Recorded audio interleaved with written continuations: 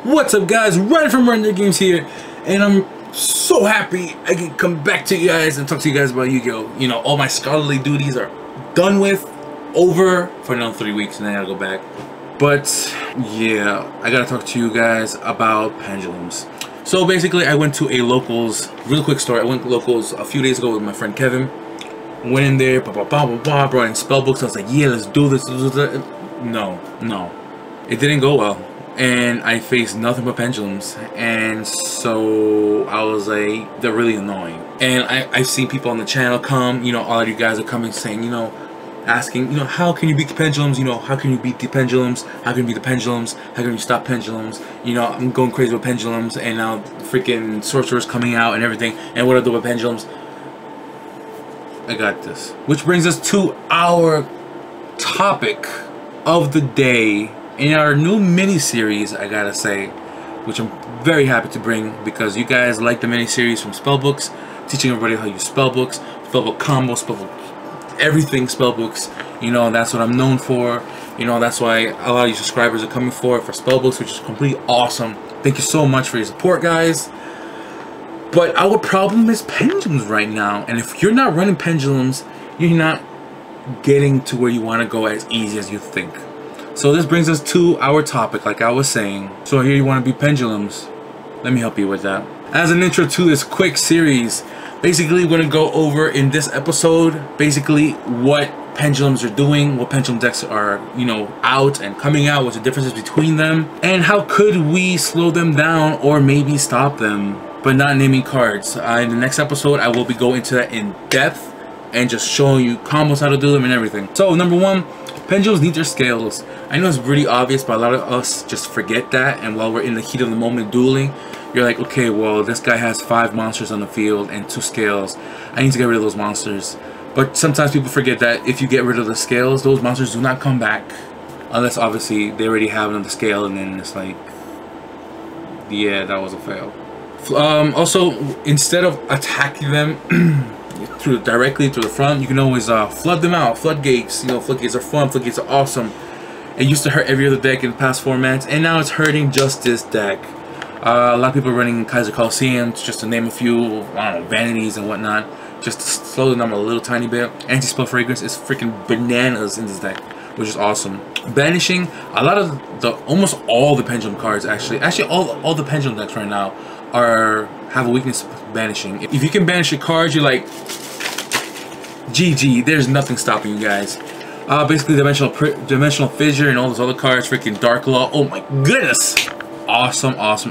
Non-destruction removal, basically I'm talking about time space trap hole. You have the new Mirror Force card, Rippling Mirror Force, coming out, that basically shuffles all the attack position monsters on the field in your opponent's side of the field back to the deck when they attack, which is awesome. It's like GG Cosmos, GG Pendulums, GG Magic Vectors, all the other stuff. Then you have things that just stop searching. If you can stop searching for a little bit, it's game over. I was facing a couple of my friends, and I was using my Magic Specters at full power, basically meaning in January Magic Specters, using those cards and whatnot, like Toad. And I got mistaken arrested once, and it was game from there. I didn't think it was going to affect me that bad, and it did, and I just didn't have anything to do. And I just sat there with only one scale, looking at him like, yeah, game. Also, if you notice, a lot of the pendulum decks will only function well when their monsters on the field can activate their effects. Performance Pal is a huge one. If Performance Pal can activate all their monsters on the field, it's game from there. But if you have Performance Pals and you're facing Performance Pals and they're doing all their moves, but you're using Breakthrough Skill on them or Phoenix Chain on them, you can obviously see from their deck that they're not going anywhere. They can pendulum them whatever they want, but they're just not going anywhere because you're stopping that field presence of effects. Meaning cards like, I don't know, Skill Drain, yeah, I named the card. Skill Drain's phenomenal. It beats like every single deck almost. Literally almost every single pendulum deck out there. You have also, it's obvious, and I shouldn't have to mention it, but like always, like I say, you know, people just forget. Special summoning. Special summoning is a huge problem with pendulums because they could just like, as soon as they pendulum summon, nine times out of 10, all their effects activate on the field. All the effects activate when special summon monsters come onto the field. Like, I don't know, freaking magicians, taking magicians from the graveyard and putting magicians in your hand, magicians on the field, magicians everywhere, in the sky, and all their effects. Effects are the problem.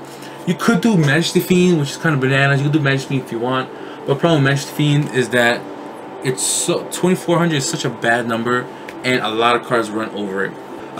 Which is why, for example, Dark Law is really good, even though it's 2400. Also, the effects is bananas. First of all, if you search, you're gonna lose a card in your hand, and if you lose anything or anything is distributed, or you know, mass summon anything and then just get destroyed, you get banished, and then you just lost all the whole engine. You gotta start from zero again, from scratch, which is a problem with Pendulum decks. One reason why Spellbooks is really good, and I'm still like, you guys, most of my subscribers are from Spellbook users, which is completely awesome, and thank you guys so much for supporting me from day one. Day one, I cannot believe that within this year I'm like at, you know, almost 800 subscribers. Like, thank you so much, guys. Like, it's just crazy. Thank you, thank you, thank you, thank you. And from there, as always, you know, it was Spellbooks and all that, and that's all good and everything, but I'm branching out to other decks. You see rogue decks, you see, you know, top 1 decks, top 2, top 3, top 4, top 5, top, you know, 11D and everything, and I'm just, you know, bringing all the content out to you guys. So that's why I brought this, so you guys can, I guess, use the advice to help you guys during tournaments, during, you know, fun play with your friends, play competitively. And so this basically concludes my episode 1 of I Heard You Want to Beat Pendulums. This is RAIDEN from RAIDEN Dark Games, signing out.